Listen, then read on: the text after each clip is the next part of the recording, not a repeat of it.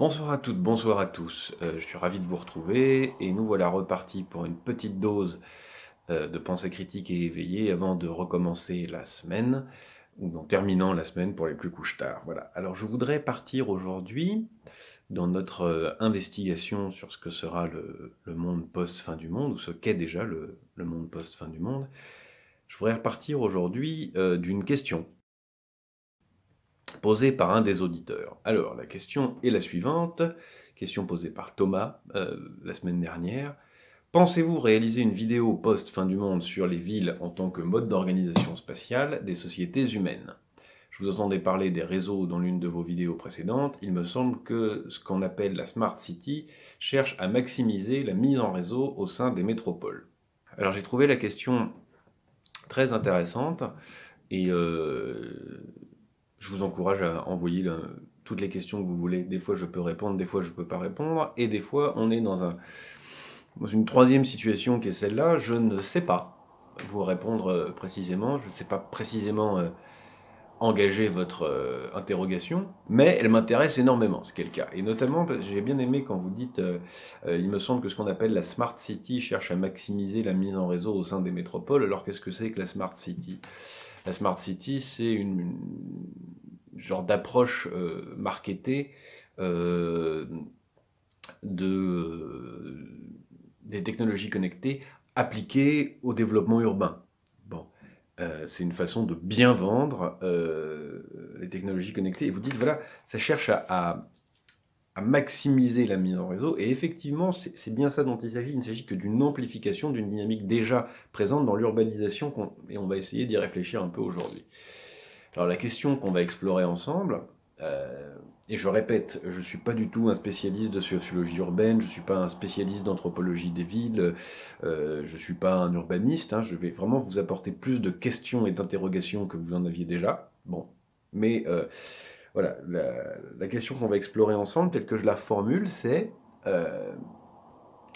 que sont les villes post-fin du monde en tant que mode d'organisation spatiale des vies humaines? Bon. Donc je vous remercie, cher Thomas, hein, de m'avoir posé cette question. Je ne vais pas y répondre, je vais vous apporter des hypothèses et des interrogations. Bien.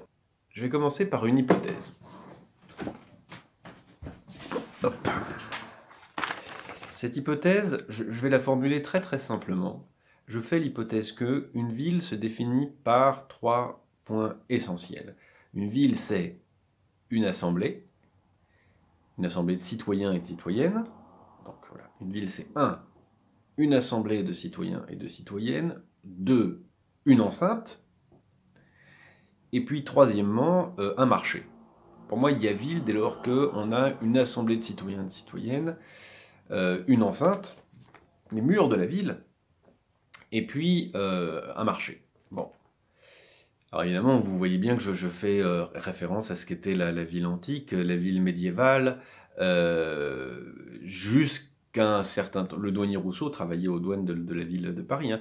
Jusqu'au 19e siècle, il y avait encore des enceintes dans les villes, mais on voit bien que la modernité et puis la fin du monde ont littéralement aboli cette tripartition.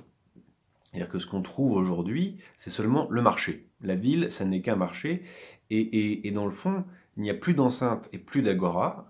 À la fin des enceintes, c'est très clair, on ne peut pas dire que le périphérique est une enceinte de Paris, ou je ne sais pas moi, que telle ou telle voies autour des... Voilà, il n'y a que des routes dans le fond qui, autour de Nantes, autour de Strasbourg, autour de Lyon, délimitent la ville. Donc on a plutôt affaire à des villes sans enceinte, mais par ailleurs qui sont tellement reliées par leur marché et par les transports qui relient ces places de marché qu'on a tendance à ne plus voir du tout de délimitation entre les villes. Donc dans le monde post-fin du monde, voilà l'hypothèse que je fais. Il n'y a plus de ville, seul le marché subsiste. Urbi et orbi, hein, le message à la ville et au monde du pape, est devenu une expression pléonasmatique parce que la ville, c'est le monde. Les villes sont le monde mondialisé, fait d'intensification, d'échanges économiques et techniques entre agents économiques et techniques. À ce sujet, d'ailleurs, on pourrait presque dire que, dans son genre, Rome et le Vatican, la dernière cité-État, est une des dernières villes au monde selon l'ancien terme, puisqu'il y a effectivement une enceinte à la ville. Et effectivement, bon, ben, un lieu dans lequel les évêques, les archevêques, les cardinaux mènent une vie politique, et puis ben, un marché particulier qu'on doit pouvoir trouver au Vatican. Bien. Enfin, essentiellement des banques et des souvenirs religieux, mais enfin, néanmoins, il y a quelque chose comme un marché. Donc, je reviens à ce point-là. Dans un monde post-fin du monde, il n'y a plus de villes, et pas plus d'ailleurs de réseau entre les villes. En fait, il y a du réseau. Le réseau, c'est-à-dire une surface et un protocole d'échange, ou des surfaces et des protocoles d'échange, plus ou moins denses, entre des nœuds d'activité économique, qu'on appelle encore ville, mais je pense que c'est en faisant un faux sens. Alors comment est-ce que j'en suis venu à cette hypothèse-là? Quand j'ai reçu cette question de Thomas, j'étais en train de préparer un cours à la Sorbonne sur l'idéologie allemande, qui est un texte de Marx publié en 1845. Et il écrit, dans ce texte, Marx, il écrit « L'existence de la ville implique du même coup l'existence de l'administration, de la police, des impôts, etc. En un mot, la nécessité de l'organisation communale et partant du politique en général. » Sur la fin de la phrase, j'ai moins d'intérêt, mais sur le début, l'existence de la ville implique du même coup l'existence de l'administration, de la police, des impôts, et en un mot, la nécessité de l'organisation communale. J'ai beaucoup d'intérêt, parce que effectivement, je me suis rappelé d'un certain nombre de réflexions sur le fait que construire comme unité territoriale pour la gestion des sociétés humaines la ville a impliqué dans l'histoire la constitution des administrations de l'impôt, des administrations du commerce. Dès que j'ai repensé à ça, j'ai repensé à d'autres recherches que j'avais pu faire sur la naissance des sciences de police, les Polizeiwissenschaft, qu'on pourrait appeler les sciences de la ville, dans le fond, parce que ici, Polizei, c'est quasiment à entendre comme les sciences politiques au sens de la police, P-O-L-I-S. Et donc voilà, je me suis souvenu de recherches que j'avais pu faire sur ce qui est né dans le premier tiers du XVIIIe siècle et qui s'est continué jusqu'au milieu du XIXe siècle, c'est-à-dire le développement des Polizeiwissenschaft en Allemagne, parallèlement aussi en France, et qui étaient des sciences de police, au sens où il revenait à la police de s'occuper des affaires administratives, de la mesure des maîtres, du bon fonctionnement des marchés, aussi bien que de la sûreté et de la sécurité des places publiques. Bien. Alors, le dernier point qui m'intéresse, c'est évidemment, quand on enseigne la sociologie, à un moment donné, on enseigne Georg Simmel et les grandes villes et la vie de l'esprit. Très très joli petit texte, dans lequel il nous montre comment le développement des grandes villes capitalistes s'est accompagné d'une espèce de transformation de la façon d'être au monde, et ce qu'il a appelé le développement de la sphère superficielle de la conscience, c'est-à-dire en gros le citadin qui est soumis à une intensification de la vie nerveuse, qui est soumis à la ponctualité et comment dire, l'aspect très formel et cadré et efficace des relations qu'on a dans les grands centres capitalistes, et à une culture du chiffre, du mercantilisme, etc., se trouve développer une sphère dans laquelle il passe son temps à être dans le calcul, dans l'objectivation de l'autre, dans un temps pressé, dans un temps court.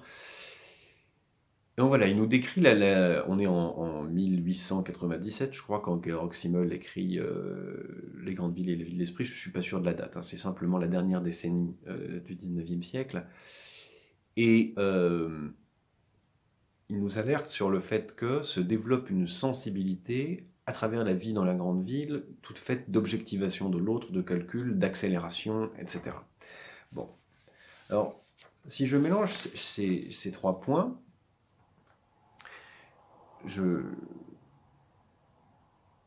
fais l'hypothèse que, alors que fondamentalement la ville antique est au moins trois choses, c'est-à-dire une enceinte, une agora et un marché, progressivement, la ville n'est devenue qu'un marché. Et à travers cela, elle n'est devenue qu'un lieu de création de normes et de maintien de la norme à travers des opérations de police. POLIS et POLICE. En d'autres termes, que fondamentalement, comme mode d'organisation des sociétés humaines, l'organisation aujourd'hui urbaine est l'organisation dans laquelle on maximise l'efficacité de la norme. On réduit la distance entre les agents efficaces, on maximise l'efficience des actions sociales. Bien, alors, dès lors qu'on dit ça, en réalité, aujourd'hui, il n'y a que de la ville. Ou plutôt, en réalité, il n'y a que de l'espace sous gestion.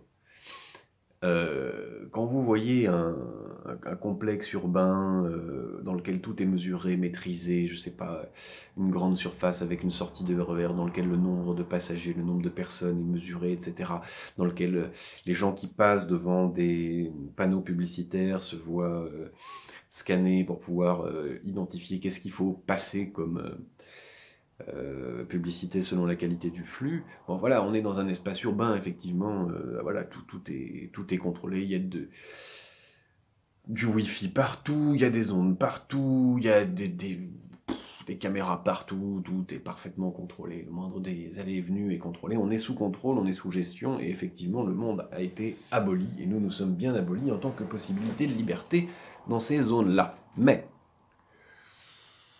quand vous êtes dans un champ en pleine campagne, et que vous êtes voilà, face à un champ, je sais pas moi, de betterave ou n'importe quoi d'autre, en agriculture conventionnelle.